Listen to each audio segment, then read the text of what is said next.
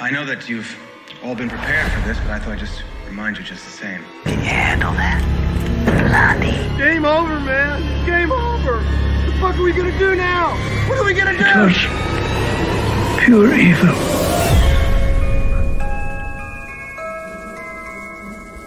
I want to buy some radio ad time. Welcome to the first episode of Vincent and Polly Snatchers. I'm your host, Vincent Green. He's your host, Noel-John 2E. Hey folks, what's happening? We're very excited to be here. Favourite genre, lots to talk about. Can't wait to get into it. So Noel, how have you been keeping? Have you been good? I've been good. I've been just working home, man, the same as a lot of people. Just kind of trying to get through it. I'll be happy to see the end of it. I've been training for this hermit lifestyle for years. But it wears you down. I've been watching a lot of films, I suppose, which is a good thing for something like this, isn't it, you know? So, we had a chat. We've had a lot of downtime. Last time we got to record properly was in December. We had a few interesting experiences trying to get the podcast going back up during the lockdown. And so we decided not to put the other podcast on hiatus, but to refine our approach. And while doing so, practice for another podcast that we've been talking about for a little while. And that's one that we focus on the horror genre. Two of us are big horror goofballs. We love it. We love seeing blood, gore. Yeah.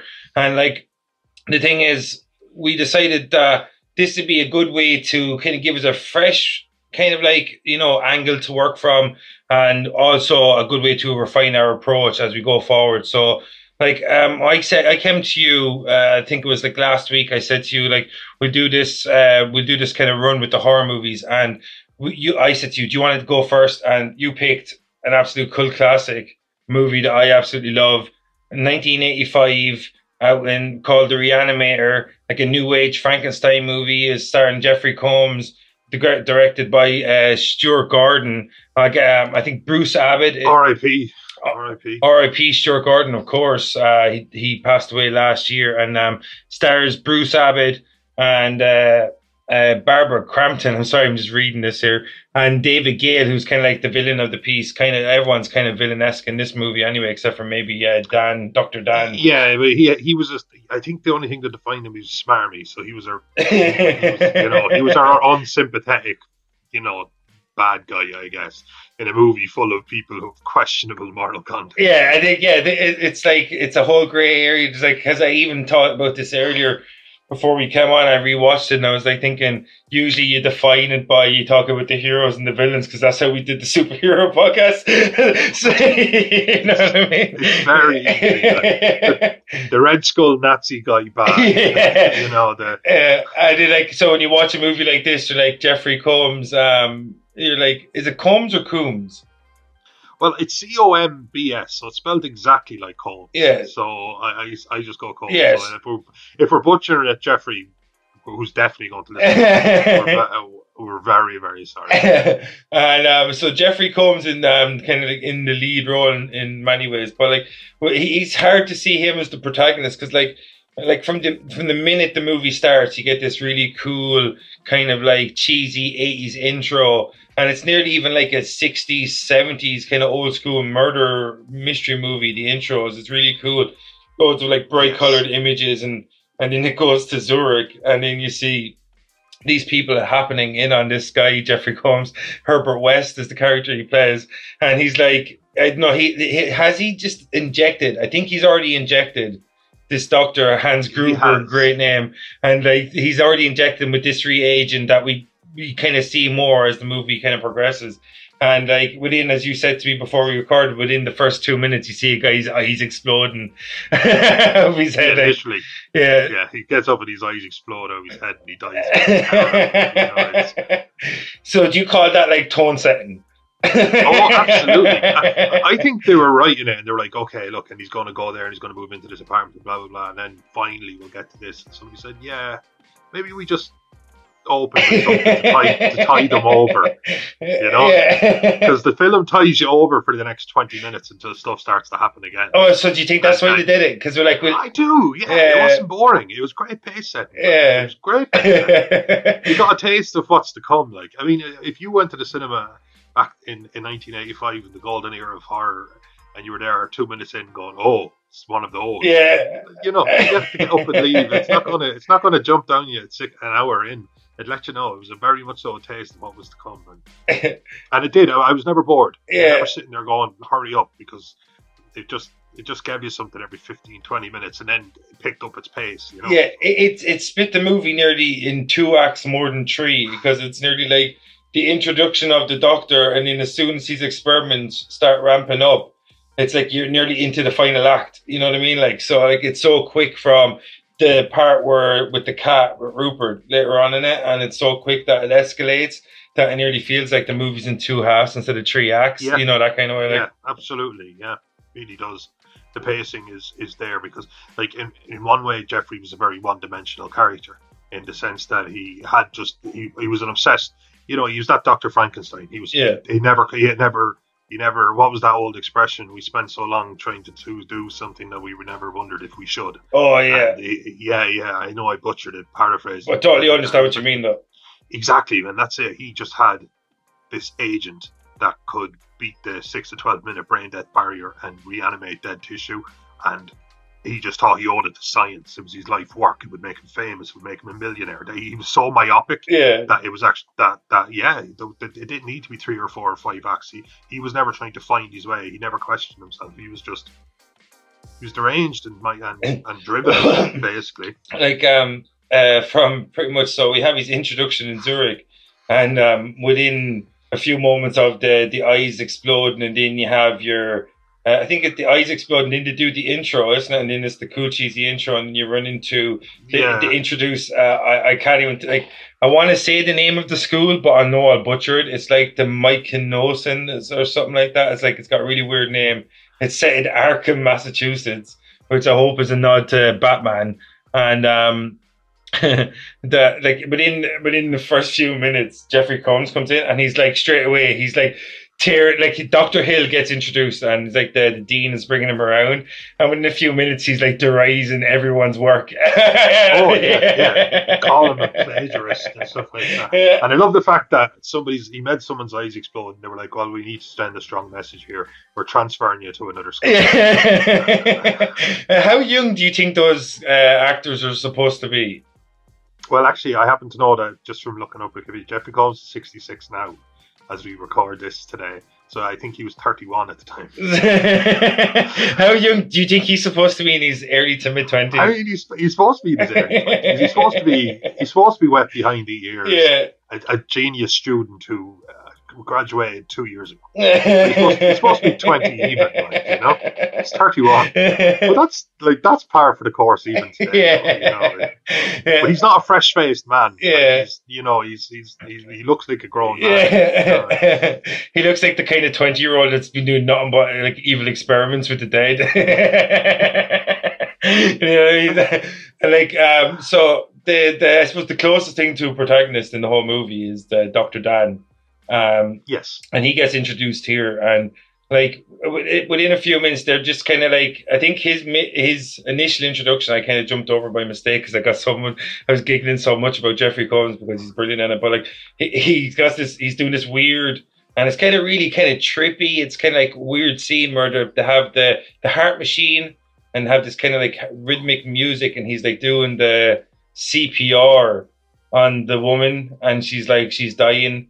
And it's really weird, slow mo, like, you know what I mean? It's kind of like, it's cool. It's kind of... It's him trying to save a life the old-fashioned way. I think it was a large man, actually. I think it was a very large, overweight man on a gurney, and he was a couple of minutes gone, and the doctor wanted to call it. Yeah. And he was like, no, you know. So he just, obviously, introduced a character who had appreciation for life, you know, a curious mind. Yeah. But obviously had moral boundaries. That's good storytelling. It's good storytelling. Yeah, it actually is. I didn't pick up on it until you mentioned it, where he's like it's only saying out loud. I didn't even really mention it myself. He's saving life the old-fashioned way as well. Like, you know what I mean? Like, so that is actually cool storytelling. Like, and within a few minutes of him pretty much failing to save the life, and then because I kind of went in the wrong order, but he gets introduced to Jeffrey Combs, and or as you mentioned, Jeffrey Combs kind of like rips everyone to shreds, like and then like so as the movie progresses, so like he within like a few minutes of him being introduced, he goes and meets the blonde bombshell of the movie. What's her name? Something Crampton, is that her name? Barbara Crampton. Barbara Crampton. I only said her name a few minutes ago. My memory's gone to shite. But yeah, Barbara Crampton, who gets her titties out a shit ton in this movie, and well, it was the 80s. We were extremely grateful because that woman was in as men were fantastic shape. As pervy red-blooded men we definitely are. Yeah, and pervy red-blooded women too, man.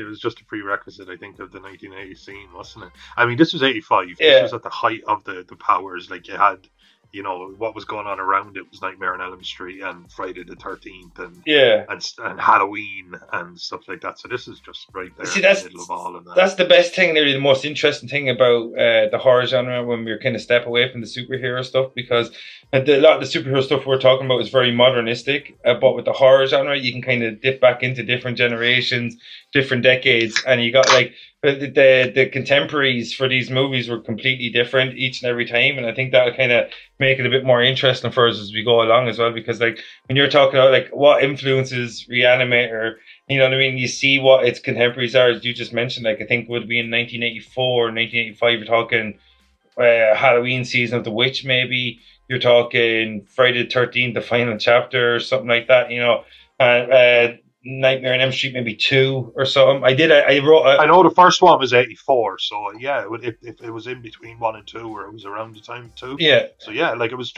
all happening. That was the superhero. Yeah. Time. The bar was so high, wasn't it? Though. The bar was huge. Yeah. Like even like it was the birth of shameless self-promotion. But I wrote an article about 1980s horror and the time period, like the birth of the horror franchise really happened in the 1980s, and like that's why I think these movies, when you have a movie like Re-Animator and it opens up with a guy's eyes exploding within the first 5 minutes, that's because, as we just mentioned, was the level of your competition. Like, yes. You know what I mean? This is what constantly raised the stakes, and that's why like horror in the 90s kind of got neutered a little bit, apart from a few movies here and there, Wes Craven in particular. Down. It got a bit more suspenseful as opposed to gory and stuff like that. Yeah, I think like somebody, I could picture somebody on the set of Re-Animator saying, "Look, the film that just came out last year and Nightmare Demon, whose only limit was his imagination." Yeah, and he was able to hang people in their own cell, rip a girl up a wall, and the guy was going, right, we're blowing this guy's eyes up. Yeah, yeah. Like even in part 1 of like in a movie like Nightmare on Elm Street, when he sucked Johnny Depp back into the bed, and he explodes all over the ceiling. You know what I mean? Yeah, I think they just turned the room upside down. I think like that's how they did it. They put the best of my knowledge, they built the scene everything on the roof, and they just let gravity just drop the fake blood through the ground and just let gravity do the work. While we're mentioning fake blood and stuff, because that kind of just reminds me of like practical effects. Nowadays, horrors have a bit too much shine and too much CGI intervention. So like, what do you make? Like, are you a practical effects guy or a CGI guy? All the way. Practical effects. And even if this is one thing I think we should get back into. I know we're dancing around, but I have to say this, and that's the one thing I think, like, if people, let's just say you're a superhero aficionado, if you go back to like the Fantastic Four, Blade, Ghost Rider, that stuff that came out kind of before Iron Man came out in the whole MCU universe, that you go back, they don't age well. Yeah, the CGI and stuff doesn't age well, but when you go back to the practical effects, there's just a bit of love there. Like the scene I think we're just about to get into, where we've had Zurich and he moves into an apartment with Dan and the cat, but that was all practical effects. And even though you look at it and you go, right, I can see that that's not 100% real, there's just love in it. There's animatronics and there's gore and there's literal art to me, because I think somebody actually has to sit there and make the blood and the guts and the gore, make it all look extremely real, or as best they can, and you just love to see it. And the thing is, like, you remember practical effects artists. Like, you don't remember who did you don't go, oh, I remember such and such who did the CGI on Iron Man. You don't remember that. You remember the company, but not the people. You remember Greg Nicotero. Is it Tom Savini? Like, you know what I mean? Savini is a god. Rick Baker. His own school now. You know what I mean? Like, you remember these people, Rick Bakers of the world and stuff like that, because you look back and you can actually see their work on the screen. They were magicians, though. You know, like, how did you the spear through Kevin Bacon's throat? Yeah. You know, Savini was like, how do we do it? And he goes, here's how we do it. Yeah. You know, he makes a fit, and he just said, right, just give me, like, you know, ballistic gel, give me fake blood, give me a pump of some description, and literally build the biceps. Or like, and it was an actual sleight of hand. Yeah. You know, actual magicians, as far as I was concerned, on set. And you could just see it, and they were breaking barriers all of the time. This was the 1980s. They didn't have the special effects, and so they said, right, fuck it, we'll just go practical. And I think Re-Animator is an excellent example of clever camera work. Yeah. Later on in the film, I think we're looking at it with a more critical eye. There's so much clever camera work. Yeah. The stuff they know they can't do. Yeah, exactly. And then they show you, like, they bring you right up to the limit of what they can show you. And they know exactly what the limit is of, like, they know when they reach the edge of, they know, okay, this will get us like a hard NC-17 in America or something. They just just leave it to your imagination, like, you know what I mean? It's very clever. Just a shocked reaction on someone's face, and then go back to it. Yeah, that sort of thing. But like, so the reason I mentioned the practical effects is because, like, in the first opening scene, whatever, the guy's eyes explode, but like, it's kind of like it dims down a little bit. Then the gore and stuff, as you mentioned earlier, to satiate your thirst for blood for the first 20 minutes. Yeah, you're okay. You know what I mean? You're okay. You're tied over. You know? And they do the story building. Then in the meantime, introduce Dr. Dan, the Dean, introduce Dr. Hill, which will be their rival and his rival going on, Herbert West's rival, and then they established a rivalry as an introduction. Yeah, exactly. They literally introduce themselves to him. Yeah, and with a rivalry. Yeah, there's no build up to it. And he shows that, like, even before he went to school that he had a predisposed probably hatred for Dr. Hill, because he said the work he does is considered plagiarism for his mentor's work in Europe. Like, so he probably went to that school knowing he was already there. And, like, you know what I mean? So, like, that's what I liked about it. There's a lot of clever story building in the space of 20 minutes. And they introduced Barbara Crampton's character. What was her name again?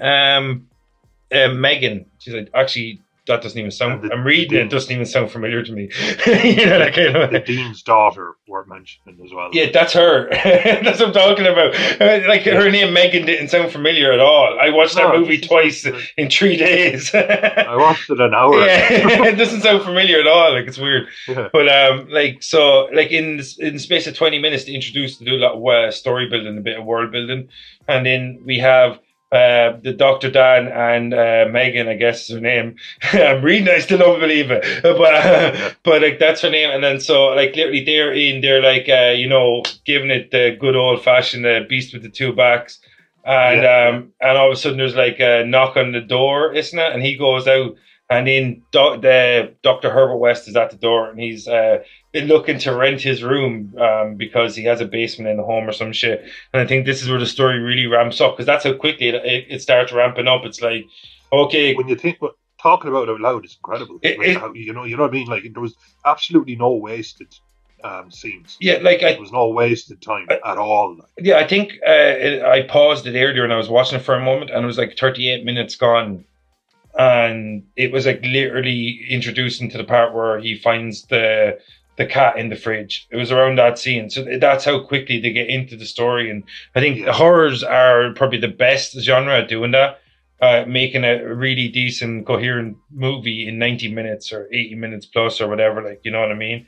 Because they cut away any chaff immediately, like, you know. So they really do. Yeah. And so when you get to the point, like, and the reason I was talking to you about the practical effects earlier, so like the second half of the movie is very, very heavy on effects compared to the first half. Yeah. And like, hugely, yeah, and like when Dr. Herbert West comes, do you think, like, you got that guy knocking on your door, and he wants to move in. Do you think you're going to let him there? That's the thing. He did show a bit of reluctance on it, but Herbert West was clever enough to make it known that he very much keeps himself to himself and he pays on time. Yeah. And you're kind of like, ugh. And the girlfriend's like shaking her head. She's like, yeah.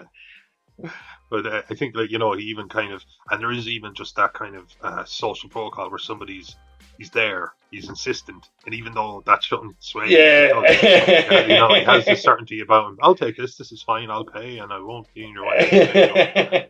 Okay, I guess that's fine. Oh man, like, and he's in, and that's it. Like, he's in, yeah. And so it's like it's not much longer later that, like, after he moves in, pretty much the girlfriend doesn't know. She doesn't come over for a while, and when she comes back, that they can't find the cat. Rupert, is that his name? And that sounds right. Yeah. That sounds right. We'll go with that. But yeah, so like after the cat find the cat, and then she pretty much goes looking, and she stumbles upon she goes into Dr. Herbert West's room, and she stumbles upon the remains of the cat in the mini fridge. And like, what did you make of that scene? Was the poor cat? So like, do you think, like, his reaction when he came in, like, who would you believe more? Like, do you think he was indignant. Mm-hmm. He came in and he was annoyed with her for being in his bedroom. Yeah. and the cat was there. He's like, I was going to tell you. And he says the cat suffocated. Yeah. They never touch upon whether he did or didn't actually kill the cat. Which I kind of like. He said the cat suffocated. He's got his head stuck in a jar. His head stuck in a jar and suffocated. Yeah. And the guy was like, "Would you not have rang?" And he goes, "What would I leave a note? Cat died. More details." Cat died. Details there. So like, it's like, which is funny because he's so droll. Yeah. You know what I mean? Like, it works because he's not like this like sarcastic wisecracking John McClane character at all. Like, you know, he's very much So that just worked.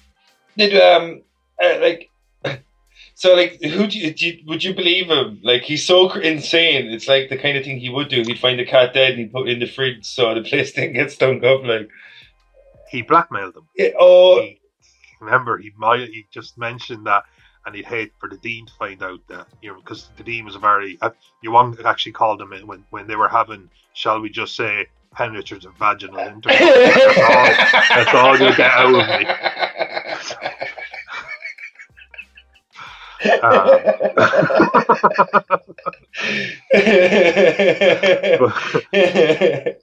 But she called her dad the last Puritan. There's like, how do you segue after that?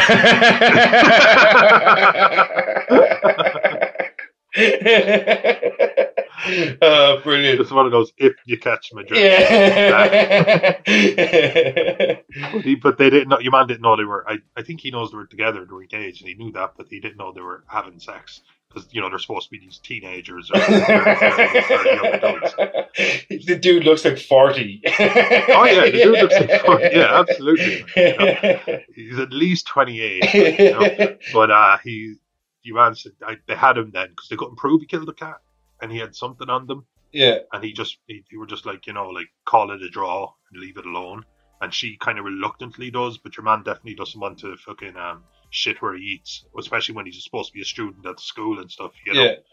Yeah. So that ties over nicely. And like, and as we previously mentioned as well, like, because he needed to use the blackmail because, like, the other doctor, Dr. Hill, was pretty much looking for any excuse to kick him out. Like, I think we kind of slightly skipped over the scene where he skipped over the class. Yeah, where he's in the classroom and he even says to him pretty much like, I can't wait till the day I get to kick you out of here or some shit like that. He was breaking the pencil. Every time he said something that your man knew to be wrong because of his formula, he broke a pencil, and your man said, Mr.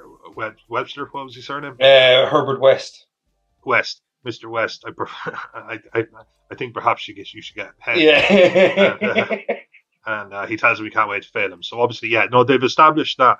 But your man, it just knows that he's so far ahead of that doctor, and that doctor is a charlatan and a plagiarist that he just has no respect for him. He can't feign it, like, you know. Yeah, I love the way he's no respect for him from minute one. You know what I Didn't mean? want, Yeah. and he himself is not a charming man. Yeah. So he's not there to play the game. In fact, if anything, you hear these stories of these prodigies, and they end up in college by the time they're 10. Like, they don't have time for these teachers because they've surpassed them so many times over, and that's what he is. He's prodigious in his talent. Yeah, it's nearly like he's trying to out him as a fraud. Yeah. I mean, that's the only reason he's there. Like, you know what I mean? But so when you have this kind of this, the whole movie is kind of like the relationships are all friction. They're full of friction. Every relationship, and there's no friends. You know what I mean? Like in the whole film, because you have pretty much Dr.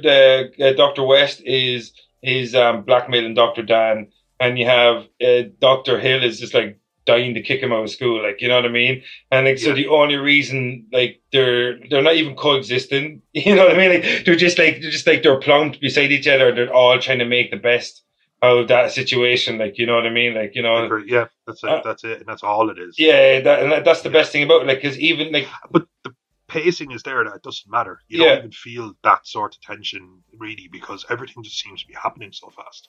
Yeah, like they establish the relationships very well, but they don't dive into them. But I don't say that in a bad way, because I don't care. Yeah, exactly. You know what I mean? Yeah, it's not that kind of movie. It is what it is, and let's keep it going. The pacing was fantastic. Yeah, and fantastic. And one thing I loved about it, because as soon as he's I'm in the house and he starts doing the experiments, he kills the cats, and then it just really ramps up.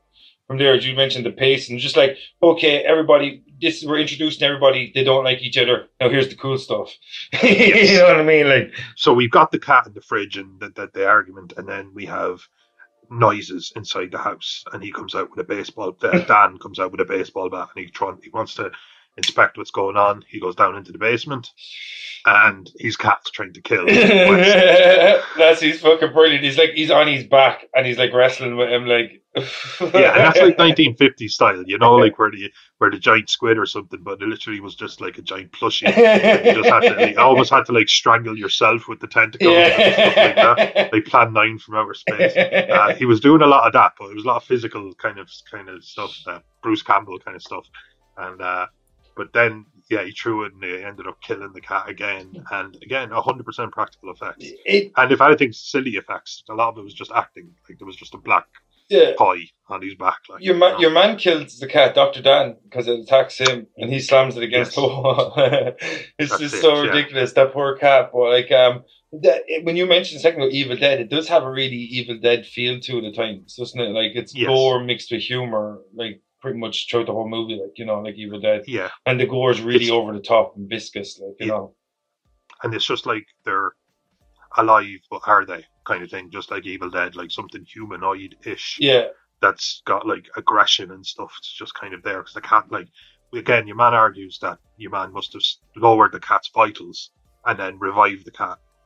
And your man says, you agree it's dead now, and he gives him another cat, and the cat just this grotesque facsimile of life kind of comes back, and that's very Evil Dead.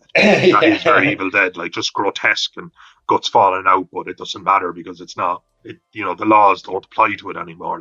What did he say? It's not going to dance. It's don't expect it to dance the what? Salsa. It's got a broken back. I love that. And its guts were hanging out. Yeah, it's just that. That's it. Yeah, and then you start to see that.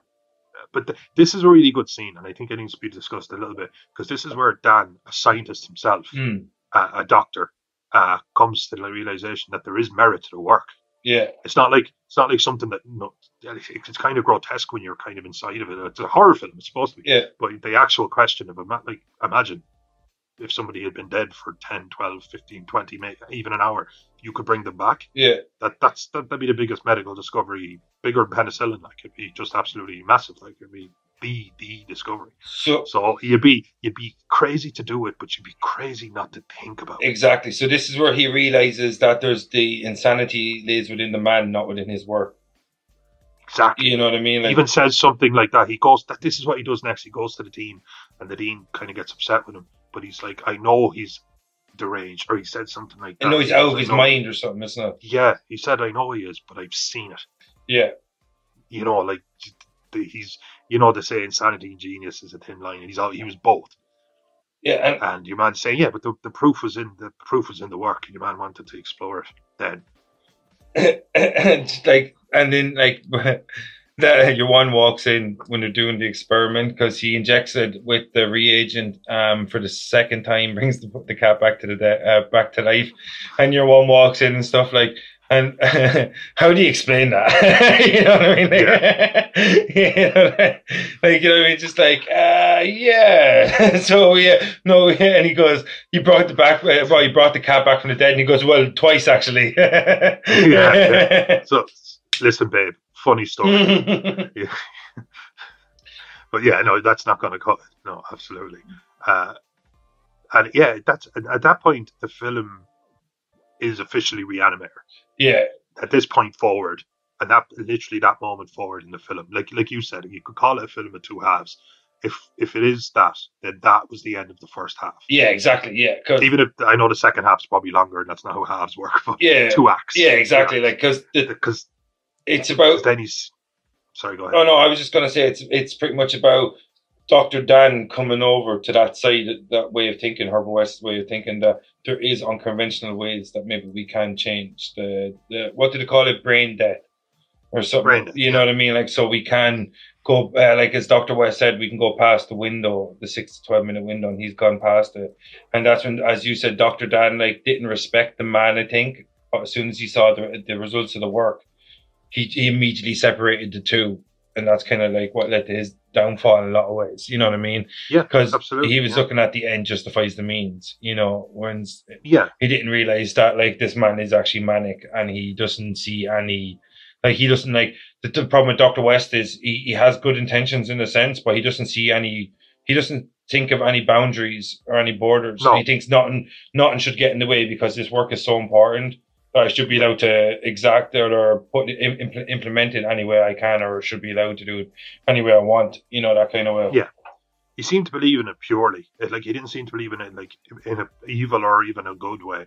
He just believed in it purely. He just believed in the science. Yeah, and that's how he convinces. That's how we lead into our next scene, I guess. Segue.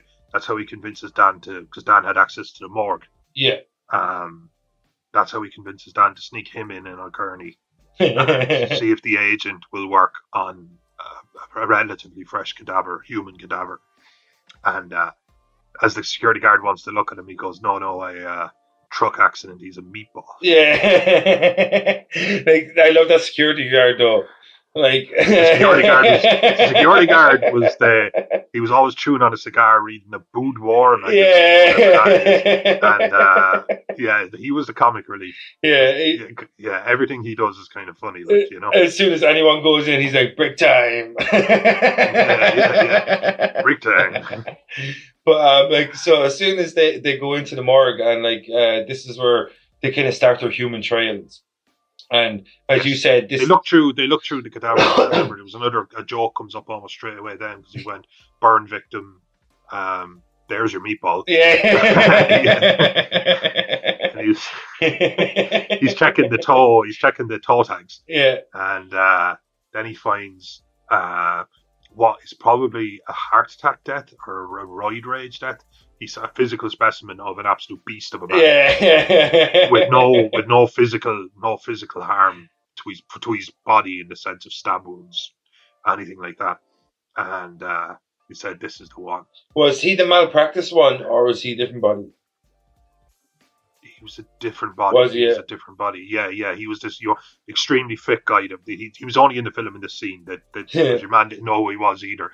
And he starts to record and he says, "Cause of death, probably heart failure." But this is how quick it like literally ramps up, because within a few moments of the human trials, doesn't the dean come like knocking on the door? Do you remember this? The dean wants to get rid of West after hearing about the experiment on the cat. Yeah, he wants to expel West, and he comes. The guys are in the morgue, and the dean comes knocking on the door or something like. Pretty much that they inject the muscle-bound dude, and he goes. Yeah, because there's like 2 doors. You go into the morgue, and that's just like a door. Yeah, and then there's obviously a cold chamber. You know, and that's a more reinforced door, and that's locked. But just as he's there, the body actually does come back. After initially looking like a failed experiment, we had that minute where nothing happened, so we gave him more. And then the guy comes back and all he has is an instinct to kill. Yeah, why is that? Like, Yeah, they never really explain it. Your man just said that he thinks. Well, your man does kind of explain it, where he says he thinks he just brought back the instinct. He literally like just zombies. brought back human instinct. Yeah, he just recognized something and considered it a threat on a gut level, but he never brought back actual brain function. Yeah. And the guy, of course, the fact that he was. I think the man who played this guy was a literal bodybuilder. Like, he was a huge, strong guy, and he goes, and then shit. he goes ape shit, and he kicks the door down Yeah. on top of the dean, which I just thought was great, because you're strong, but like that's literally a reinforced. It's like a 3 inches, and and he kicks it off, and he kills the dean, and then. What I thought was funny was, they're fighting him. Your man ends up, he gets the bone saw. Yeah. And I thought he comes up to him, and I thought, what he's going to do? He's going to cut into the back of the neck and sever the brain. Yeah, that's right. That's why, because he has a bone saw. You go for the head. Yeah. It turns out he just sticks it into your man's chest. Now, don't forget that it cuts at the side, not the top. Yeah. But he kind of like pushes it all the way through his heart and out the front, which. The gore fan in me absolutely loved. What was totally pointless. And it's not how the thing would work. It's a blunt instrument from the top, He just pushes it through him. It's so easy to come up behind him and just nick the brain stem. And he just falls. I thought, the practical effects then, again, it was actually because they obviously, I don't know how exactly they did it, but you see it coming through his chest. But then I thought it was good, because when he's lying down dead, it looked like the tool was stuck in his back. So they did 2 things, where they made it look like he came out his front, and then when they had him fall on the ground for the sake of continuity, they also made it look like the thing was actually hanging from his back as well. Yeah. So I thought that was cool. I loved those practical effects. There was obviously some really, really talented Savini types on set. Maybe Savini himself, I don't know. Savini did everything. Pretty sure Greg Nicotero worked on this. I thought I seen his name in the credits earlier. Fair enough, I'm not 100% sure, but well, I didn't see Savini's name, and it's not that I was really paying that close attention, but I love Savini so much that if I seen it, I probably would have stuck with him. But there was a lot of guys on that, and they deserve a lot of love in it. And they deserve it. So it was silly, but again, this film was silly enough that you'd forgive it a lot. I think it's just entertaining. I think we left out Rob. Was it Rob Botton, the guy who did the special effects on the thing earlier? I just want to say his name because I love the thing so much. But I think as I said to you earlier, that's the thing about special effects in comparison to practical effects. You remember the guys who did the practical effects, but you have no memory of the guys who do the special effects. You know what I mean? I can't tell you how many times I've got a little bit drunk and talked films, and I just said the scene in the thing where the doctor is going to do a autopsy on one of the dead things. He goes to go into the chest cavity, but the chest cavity opens up and bites off his arms. Yeah, it was a really famous scene, and apparently, those guys sat down. What they did is they literally went and got a body double who happened to not have arms. Exactly. A man who was an actual double amputee. Yeah. And they were able to put these blood pumps or whatever into it. So they just got the shot of the doctor going in, and then they just had this guy pull out. And that's if that's not thinking outside of the box. Yeah. How do we make it look like he has no arms? They're like, dude, we should actually just get somebody who doesn't. Yeah, exactly. You know what I mean? We can actually just approach it in the simplest way possible. We'll find somebody who's willing to do it, and I just thought that's genius. Because the simplest answer is often the hardest one to come across. The simplest answers, because they were probably thinking trick photography, and obviously there's a thing where you put your arms down by your side and you push them into your body as much as you can, and they give you that. But they didn't even bother with that. They said no, they got a guy who was a double amputee, and they just put him into the shot, and it just looks brilliant. And it doesn't matter that that's over 30 years ago. That's in 100 years that scene will hold up. Yeah, and that's the thing about it ages well. When you look at a movie like Re-Animator, it's obviously a low budget horror, probably even for its time. And then when you 2 million, 2 million, is that what the budget was? 2 million. Yeah, that's pretty decent, I suppose, for 1985 for a horror movie. But the thing is, the first million or whatever, it literally just gets you your camera and your roll and your lights. Yeah, and, you know what I mean? The things that every film actually needs. It just gets you that bottom ground stuff where you can hire a crew. Yeah. And you have a decent camera, and you've an editor. Yeah. I mean, before you do anything, you need $1 million. Yeah, exactly. Because even Hellraiser, which all takes place in one house, with unknown actors, obviously didn't need to get huge money. Like Doug Bradley in Hellraiser wanted to be one of the guys who moved the bed into the house at the start of the film. That's the role he was going for. They met him. Pinhead. Like, you know what I mean? Like, that's how low, but they still needed that $1 million, because obviously at a base level you need a crew. Yeah, exactly. And you need permits and shit like that, and build sets. Yeah, it's just the practicalities of it, you know. So $2 million, it is a lot, and it's not a lot. Yeah, like, and what they did a lot, like, when you look at what they put the money into as well, it was money well spent. Like, you know, the practical effects, like, you know, Absolutely. what I mean, are absolutely awesome. Like, and in that scene, like, where it's kind of very cartoonish, nearly that, like, your man gets flattened by the door, and then they bring him in, he's clearly dead. Like, you know what I mean? Like he's like clearly dead. Like, and like they bring him in, and then like immediately, like, because this is where Dr. West, I think, he's totally becomes unhinged. Like, he just, like, immediately, he's like, okay, let's fucking stick the reagent in this guy. Like, you know what I mean? And, like, he's saying to Dan that, like, what happened with the big guy, the big strong guy that they've just put down, was that he's been dead for hours, which is too long. Yeah. But you're not, he said, bar killing somebody ourselves, this is the freshest we'll get. And every second we stand here wasted, you know? So, like, at this point, that's just it. All there is the science, because he doesn't have, they should get the fuck out of there. Yeah, that's all they need to do is get the fuck out of there. The cop is the security guard dude has come in. He's going to get the police, all this kind of shit. And your man's still just like, wow, an opportunity has presented itself to further the science, and that's it. He just can't see by it. No, it's the security guard comes in later when the father goes berserk after they inject him, and then the father's cowering in the corner, and like he's clearly unstable, and the security guard's like. He's like looking at what's going on, and he just goes, "Yeah, I'm gonna go call the police." And he just leaves them there with him. Yeah. He wasn't very good at his job. I mean, he just wasn't very good at his job. Like he just hung out at a desk and read magazines and stuff like that. And he was lovable. You know what I mean? Like, he was lovable. So quickly after the Dean, like, as after being killed and reanimated, that like the cops come and they take the statements and all that, and the Dean is then put into custody in a sense within the hospital itself, in like a padded room.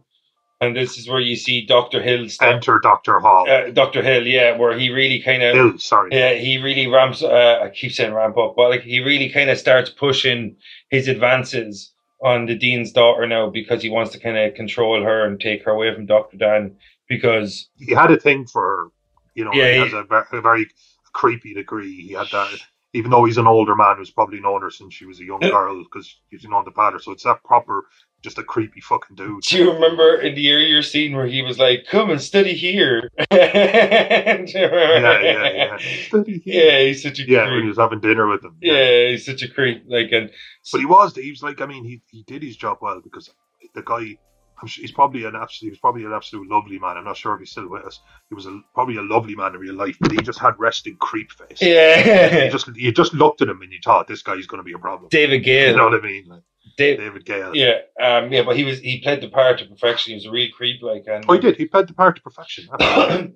Full credit to him. A 10 out of 10 performance for what was expected of him. Yeah, because what he delivered in a world that was kind of like very villainous, he was the main villain, and head and shoulders above, like, and like he was even creepy compared to Dr. Herbert West, who was super creepy himself, like, in his own right. He was shameless self-promotion. Yeah. He plagiarized Gruber, and then he wanted to plagiarize West, and he wanted the girl, and he wanted the millions, and he wanted it all for himself, and for no other reason than he just wanted it. Yeah, exactly. So so there was no redeeming quality. There was nothing even you could look at and say, wow, in his mind, he's doing it for the greater good. Yeah, like West. Exactly. Like, so like, immediately after the Dean gets taken into custody, he decides to ramp up again. God damn it! But like, yeah, you're stuck in it. Yeah, everyone's got that. But like, when he pretty much when the Dean gets put into custody, and he goes, like, you see a scene where Dr. West is in his basement, and he arrives there. Dr. Hill does, and he says to him that he's seen the father, like, breathing and making noises and crying out for pain. And he said, which he's wondering, because we both very well know that he is dead. And this is where Dr. Hill starts to pretty much turn his eye to Dr. West's work. And he pretty much, as you mentioned a second ago, he wants to plagiarize it. He wants to steal it. He wants it. He tells him that he wants it. And he becomes fascinated with his work because once again, like, he doesn't respect the man, but he respects the results. So he looks, and he's not stupid. He's obviously not brilliant. Yeah, he's not stupid. Yeah, that's the thing. He can understand it, but he can't. Obviously, he can't actually engineer it. Yeah, he's not at that level. He can he imitates more than he creates himself. Like, Oh, absolutely, yeah. And so, like, in that scene where we see Dr. Hill, and so he goes over to a microscope, and then Dr. West takes out the reagent and he brings it over, and there's like a dying cactus or something, I think it is, and he injects some of the reagent into it. And while he's looking through the microscope, Dr. Hill, we see in the background that Dr. West goes over and he gets a shovel from across the way. I don't understand why he'd have a shovel in the basement. Maybe your man owns. I have no idea because it's a laboratory. Like, so he goes over, gets the shovel, and he like hits him with the shovel, and then he falls to the ground and he decapitates him. Which is like I love I love that scene where he decapitates him. And like immediately, what they always did in the 1980s is like after he injects the head with the reagent, because he's mentioned something like whole parts. I never trade with whole parts. And immediately, what they always did with decapitate head in the 80s and 70s is put on a table, because the actor is underneath the table straight away. Like, so, and then he starts coming to again, and then he's like, does he call him a bastard or something?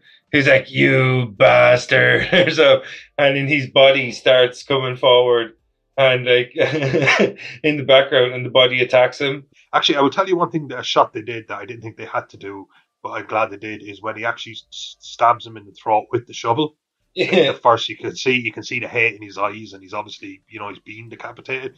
But they obviously went to the trouble of putting a groove in the shovel, a bit of blood and all that. Because usually you might just get the camera looking up and somebody stabbing down and blood splattering, but they actually went for the gore, and you got a little bit of decapitation into it. And then he has the head, which he injects. And of course, as everyone knows, your head can independently create oxygen. So no need for lungs or anything. Yeah, that's probably the biggest, funniest part about the movie is his relationship with Dr. Hill after he decapitates him. Because after he decapitates him, it's fucking brilliant. I don't know if you heard me before I cut off, but I was saying to you that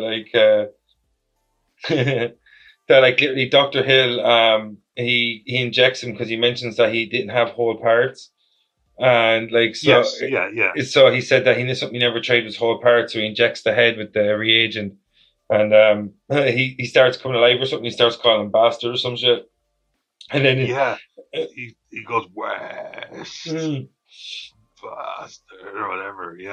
That was a great scene. I love that scene because it's super gory, but at the same time, and in the background you see the body coming after West. Absolutely no explanation for how the agent, everything was supposed to be obviously at a sci-fi kind of level. Yeah, it was supposed to be based in science.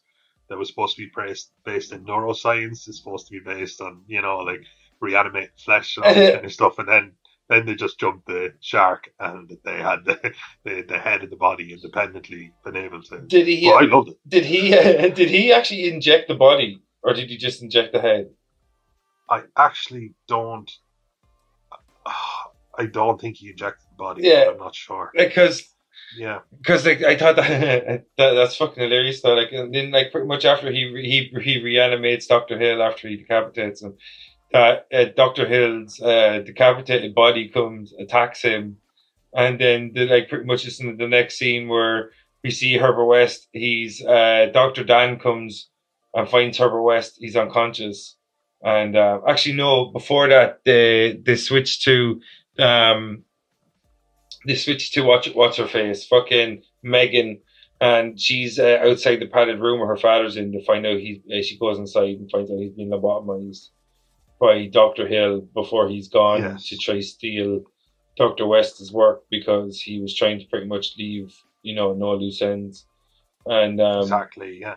And so Dr. Dan, then they go in search of Dr. Hill to see why he's lobotomized her father, and Dr. Dan happens upon an unconscious Dr. West, who's being beaten up. I would have loved to have seen that scene, but he gets pretty much beaten up by Dr. Hill's body, and in Dr. Hill and his body steals all the serum, the reagent, and they go back to the school. Go back with the fake head. Yeah. And by the hapless security guard again with it. I don't know even know what the head was, like a mesh head or something like that. It takes on a kind of a comic role after that, but it's so kind of gory and guttural that it kind of works, you know. The head is looks like a science like mannequin or some shit, like, you know what I mean? Like a medical mannequin, because it seemed to be like flesh in one skeleton on the other. Yeah, I think it was like supposed to be like a diagram of the human head and the brain or some shit, like, you know what I mean? From a classroom. And he just saunters in. Do you remember, like, he stops and he's just like, Dr. Hill, is that you? And he's got Dr. Hill's head is now in the medical bag and his body is carrying it. And like what happens is a part of the ear falls off from the head onto the ground, and your man's like, Dr. Hill, is that you? And he's like, yes, from the bag.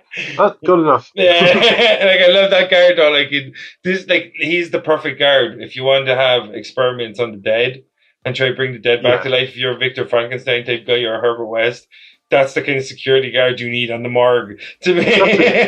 Because you're writing it and you're thinking, well, what if places have security guards? And you're going, yeah, God, I suppose they would. What if they had a really bad one? That would work, actually. We could do an awful lot with that. And that's it. They just had a bad security guard. And then, of course, he goes in and puts the bag down and he opens up and he's like, that's bad. Obviously, it was a bag that they've cut a hole in. So there was just loads of things around the studio that they were cutting head holes in. Like, and just putting your... Do you know when he goes, that's better? Like you just said, look, are we supposed to be led to believe he couldn't breathe when he was in the bag? Yeah. And then your man puts more blood into his tray. Yeah, that's how he... What's that all about? Then takes his head instantly out of the tray. Yeah, there was a lot of stuff there that were just... And then the next big thing that I want to understand is he started using his laser scalpel thing to lobotomize the dead, which... And then for some reason he was able to control them too. They never really explained that. In the climax, I won't jump too far, but there's a part of the climax that I definitely want to say to you, right? Because like it seems like he's linked with them all of a sudden. You know what I mean? They're extensions of his will. Yeah. Like how? Yeah, how and why? You know what I mean? So like, all right, so like what happens is next is that like so we have Dr. Dan goes and finds Herbert West, and we have Megan, she's in with her lobotomized father, and he pretty much he attacked the security guard and takes her and brings her to does he attack, where does he attack her? Does he attack her in the school? He doesn't. He has the father take her. Yeah, like, but where does the father take her from? Her house, I think from her own house. So the father comes, takes her, and brings to Dr. Hill in one of the most fucked up scenes that you've ever seen in a horror movie. Yeah, because then they had a supposed decapitated head licking on a breast, and it didn't exactly push the story forward all that much. So pretty much when Dr. West is incapacitated and Dr. Dan are out of the picture, her father absconds with her, brings her in, lays her down on a table beside Dr. Hill's decapitated head, strips her naked, like, and then pretty much Dr. Hill's like getting like headless boners. Yeah. Pretty much. Yeah. Yeah, there was a lot there to unpack. He was also like, for some reason, he could control all the cadavers with just the power of his will, but he was talking to his own body. Yeah, he was like, door. Yeah, do you remember that? And then just goes over and answers the door. Like, it's fucking brilliant. So, like, when she's on the slab beside him on the medical examining table, and he's in his like pool of blood in a little tray, for some reason that's keeping him extra alive. And like, so he gets his body, and some lucky bastard just got to head to feel up your one's tits for like 30 seconds. Like, so like literally like, so some guy comes in, feels her up, it's your man's body or whatever. It's so fucking weird. And then he gets his head, he's like to lift him, or his body to lift the head up. so he can like start going to town on your own. And like, he goes to, like, it's so insane. Like, he's like, what's it like, Megan, I've always admired you for your beauty. It's so fucking creepy, like. So like, oh yeah, no, that was definitely a creepy scene. Yeah. So like, he pretty much he goes down on your one or whatever, decapitated decapitated head. Oh God, I forgot. So it's about literally that. it's literally decapitated head, like, you know what I mean? Yeah. So like, in a fucked up scene, and then like, I think Dr. Dan Dead and Herbert West come to the rescue, pretty much. He distracts. Dr. West distracts. He walks to the far side of the room and chastises him for being, you know, a phony and a fraud and stuff like that. And Dan comes in the background and just helps her up off the table. Yeah. Even though I don't see why she didn't just literally sit up and get off the table. At any time. At literally any moment, yeah. But do you think she was enjoying it? Is that what you're saying, Noel? Yeah, I don't think. I'm gonna give her the benefit of that. You're right though. She probably could. No wait, your man restrained her. She was tied down. Oh, okay. Fair enough. Actually, I just remembered. Yeah, no, the body restrained her. Before then she needed help up. Yeah, and that's when the shit hits the fan, because your man goes, "Oh, I have a plan," and the bad doctor goes, "So do I." Yeah, spring to life, and that was a funny scene. Like, man, like, look how little, in a sense, happens in that movie. It's because it's contained within like 4 or 5 scenes, but yet so much happens within those scenes. Like the scenes, oh God, the important scenes number is not high, but the amount of content they cram into every single scene is so impressive. Like, look how much we just talked about, and that's like 5 minutes of the movie. You know what I mean? Yeah, like, true. You know what I mean? Like, it's absolutely true. Yeah, it's crazy. Like, you know, and then as you said, next he's like, I've got a plan too. The cadavers then, like, at a moment's notice, because he must be using his mind to control them, because they literally get up as soon as he says it. Like, so he's got to, like, what's the word I'm looking for? He's got a penchant for the theatrical or some shit. Penchant. Penchant, yeah. Yeah, and that's it. He's psionically controlling them, and okay, we just have to brush over that apparently. And they attack, but your one speaks to her father, and he just gets enough of himself back, despite being lobotomized and dead. What do you think? What do you think of the scene? Like, what do you think of the zombies? Actually, because we're talking about a lot of like. I was expecting it to go like into Michael Jackson's Thriller. Yeah, there was just something like where suddenly you were expecting them to all go into sync. Did you like the design of the zombies? Oh yeah. I mean, they kept it practical. They kept it silly. There was a woman with an incision all the way down her chest. She's obviously post autopsy. There was a guy who was obviously in a terrible accident. His face was all, so it was like a nice arrangement of kind of like recently deceased people from around the city. Yeah, and like one guy looked like he'd shot himself in the head or something, I think, as well. Exactly. Half his head exploded.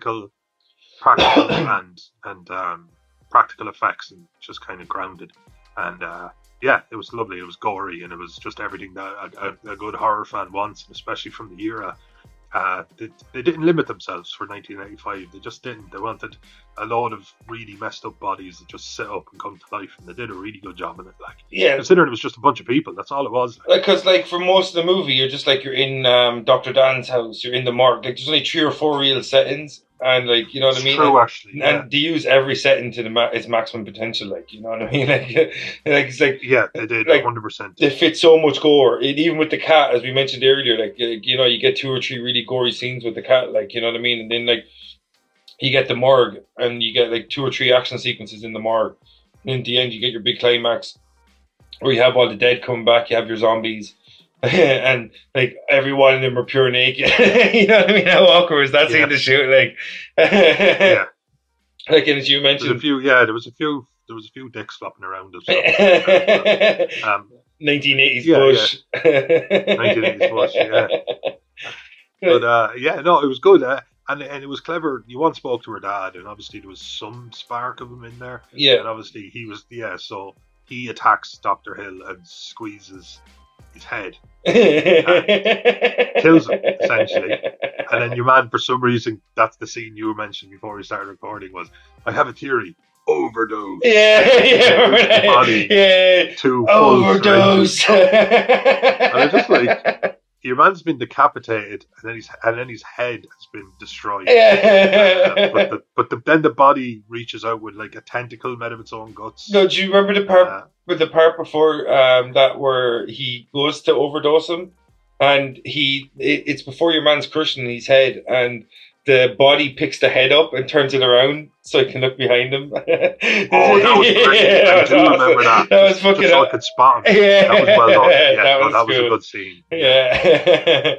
And like that was a great scene, actually. And before we talk about the weird, like after he overdosed and like, do you remember when he's talking to him before the father starts crushing his head, where it's obviously him kneeling on the ground, you can see the outline of his shoulders, and a person standing behind him is the body. Yeah. Where he's like, "What are you going to? No one's going to believe you. You're a talking head, man. No one's going to believe a talking head. Get a job working a freak show."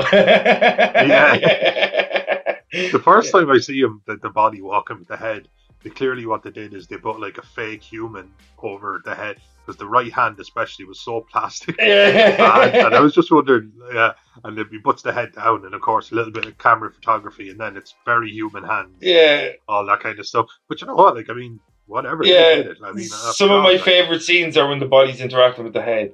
It's just fucking brilliant. It's comedy gold, like, you know what I mean? But like, and as you said, like a minute ago, it's like, so he gives him the overdose, and for some inexplicable reason, while the head's being crushed by Megan's father, I still don't believe that's her name for some reason. You know, but like, it doesn't feel right. It doesn't sound right. It doesn't sound right. Like, and so she's her father's crushing your man's head, and for some reason the zombies are acting all weird because like they're, as you said, sonically linked or some shit, and then all of a sudden you see intestines shoot out of the body, the rib cage splays open, the intestines shoot out, and they start to strangle Dr. West.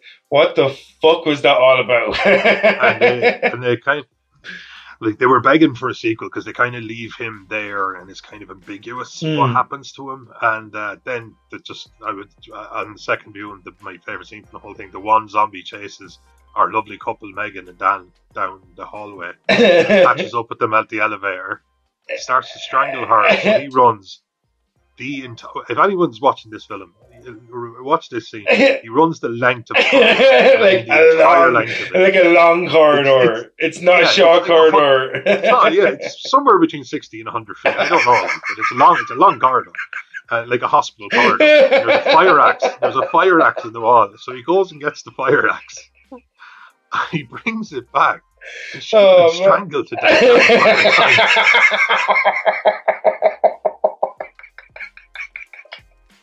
Like, he could have easily pushed the zombie off her. Like, it's literally... I know the zombie's probably super strong because it doesn't feel any pain and it can just put everything behind it. But, like, I'm thinking, like, there's a fire axe there 100 feet away. Look, just, I'll be back in 20, 30 seconds. But he's not even quick coming back, though, like, you know? No, he's not like, oh, God. Like, he's not... Pebble in my shoe. Oh, shit, I have to tie my legs. Exactly, yeah. And then, like, obviously... Oh, shit, is that a penny?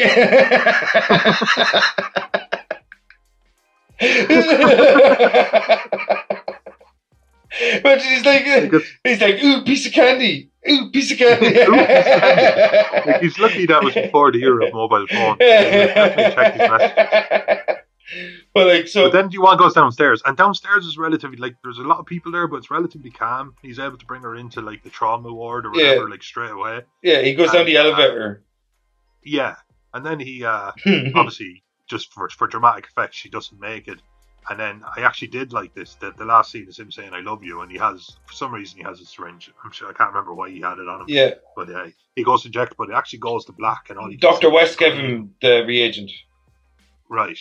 All you can see is the green shrink into nothing. Yeah, as in it's going into her body, and then the credits come up. Yeah, and I thought like why not? Like, why not lean towards a sequel? It was a genius way of fading to black, wasn't it? Like, yes. the way what happened to Dr. West. Yeah. What happened to her?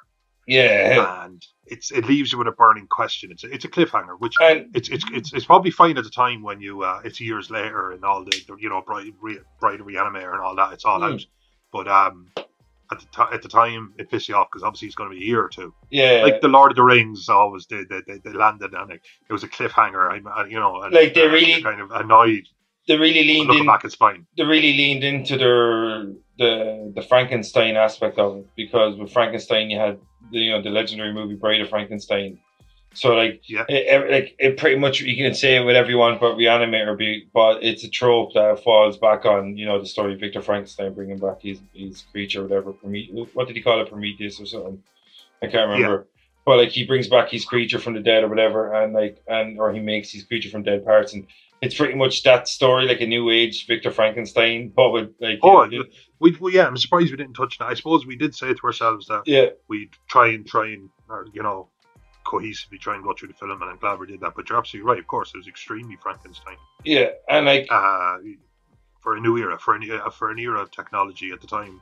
When Mary Shelley wrote Frankenstein, it was just like lightning in a laboratory. Yeah, exactly. Like parts just sewn together and stuff like that. So they tried to be a little bit more modern, and they did a brilliant job of that.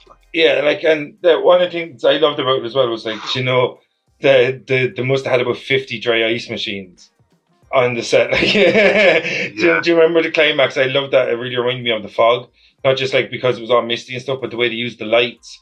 One thing I love about The Fog is like you have all this fog and they have like fucking spotlights shining through it, and it's really unsettling. We'd have like the red lights and the spotlights and the emergency lights and shit like that, like in the climax. I really love that because like it's gory as well, but like in parts, but it's like really suspenseful kind of in that part. It's the only really part of it that's kind of suspense horror, when they just use the lights and the mist and stuff like that, and it really plays with it and shit. Yeah. It's really, really, really cool. Which is a good thing. 80s horror, they used to put like one spotlight at the end of the hall and then just have it like literally ice smoke machines all over. It scared the shit out of you though. It's so ominous for some reason. Oh yeah, of course. Well, that's why they were able to make a really good horror film out of The Fog, because Fog is just naturally scary. Yeah. The dark is scary. Anything where you don't know you're deprived of a sense is obviously off-putting. Man, one of my favourite lines in The Fog is where she goes, something like along the lines, I have a bad feeling about that fog or some shit like that. It's acting weird.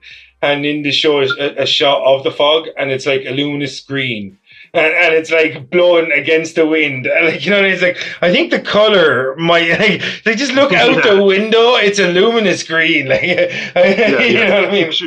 Yeah, somebody trying to take it. You know what? I'm just very intuitive. Yeah, because she's like, and there's something about that, like wind defying. Yeah, because she's like, the fog's going against the breeze or something, against the wind. I have a bad feeling about it, and it's a luminous green. Like, you know what I mean? Yeah. And she's in the lighthouse, so if anyone can see it, you bitch. I was watching an American Dad, and they were doing like this serial killer tour bus thing, and then they get on the bus, and there's one extra person there, and he's at the back and he's cutting his own hand with a knife. And they're like, okay, is it possible we have the killer on the board? And he cuts his own hand with a knife, and your man just goes, I don't know, but let's keep an eye on it. I just love that. I just laughed at that line because that's it. That's what you're supposed to do. I'm very intuitive. There's always that one person in a horror film that's like suspectful, but never enough to really act on it when there's time to act on it. Yeah, like that's like there's like once again that's why the Re-Animator is hilarious, because there's no real hero. Nobody tries to act at all, like ever, like you know what I mean. Like not once, it was like a one take film. Yeah, it was like just a one take film. You know what I mean? Like no character tried to act against what was going on. Like most horror movies, like you said, that there's that character has that delayed reaction. Like, you know what I mean? Just like the act, but it's always too little too late. In this, they're just like, oh, let's go with the flow. This guy's crazy. This guy's kind of crazy, but let's go with the flow. Green goo, you say, to the morgue. Yeah, imagine if it was just flubber and it just made them really bouncy. That's an interesting, like, dark theory. Yeah. Like, that's what the goo became. It became flubber. Oh, man, if they're linked, mind blowing. You know what I mean? Like, and they use Flubber to bring Robin Williams back.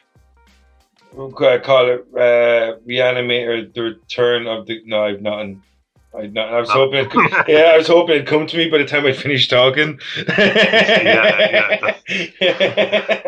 Just a voice in your head going, okay, this is good. You got everyone's attention. Yeah. Now you just need to bring it home.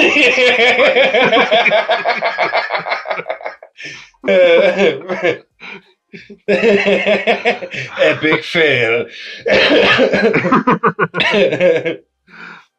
But anyway, to speak about overall, what's your impressions? It probably has to be a couple of years since you watched Re-Animator. It has to be 6 or 7 years for me, and I have a poster of it hanging up in my sitting room wall, and it's still been a couple of years.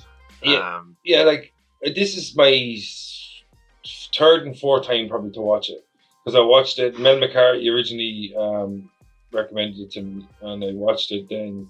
That was when I was about 16 or 17. Thought it was hilarious. Watched the sequel and like laughed my ass off. Like, and then like I hadn't watched it for a long time. I think I watched it then about maybe 7 or 8, 9 or 10 years ago. Like, it's been a long time since I watched it, and it holds up so well.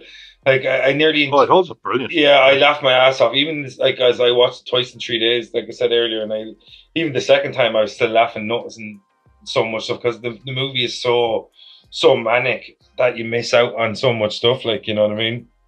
Because it truly is. The scenes are really kind of frantic. Like, you know, you have like, you know, these weird close-ups, and then you have this like mad fucking action sequence. Like, I love the close-ups on Jeffrey Combs when he's talking to Dr. Hill before he decapitates him, and it's like he looks like a schoolboy or some shit, like he's about to cry. Yeah. It's really, really, really weird. Like, you know, I don't know what it is a legendary movie, but I'm not sure like if any of the characters were supposed to be likable in it or anything. Like, you know what I mean? I don't know if they were making it. They didn't know they were making an absolute classic. Yeah. You know what I mean? Like, it's got this cult following now as well, which it well deserves. A lot of movies. And it's also just a lot of people, Puritans, like that, like really like it. I love it. Yeah. I love it. I love the silliness of it, and I love the actual cleverness of it. Yeah. And I think it just holds up on a couple of fronts, like, you know. Yeah, and the gore is still awesome as well. Like, you know what I mean? The gore is still awesome. And it's all out. The gore is better than the gore we have now. Did you see the thing that the re-release when the Thing sequel? The prequel was 2009, 2010 was the prequel. Yeah. And I remember the first bit of gore. It's just somebody on a helicopter, and he or she turns around, and their face does a thing that a thing could do. You know what I mean? Like a distortion or something grotesque.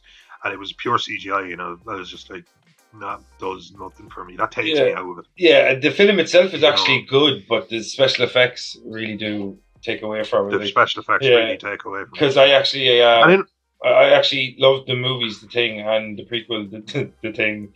God damn it. You pick a different name. You know I know, yeah. Because it just sounds like you've forgotten the name of the film. Yeah, like... You know, the Thing.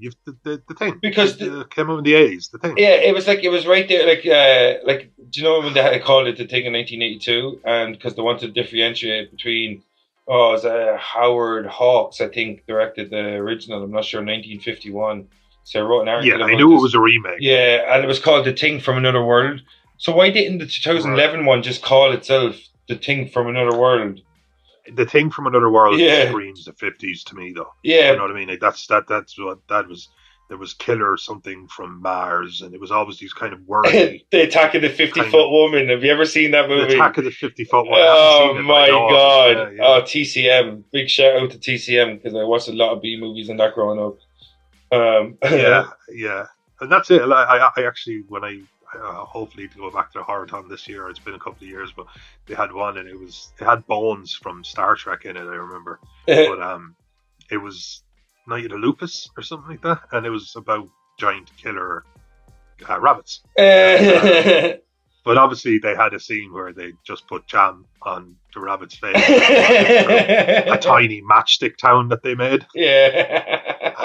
And then it would cut to people like cowering behind counters and shops and stuff like that. And I mean, it's terrible, but at the same time, it was 1970. I'm just going to throw a year out there. I actually don't know. Yeah. It was 1971, let's say. Like, it's a very old film.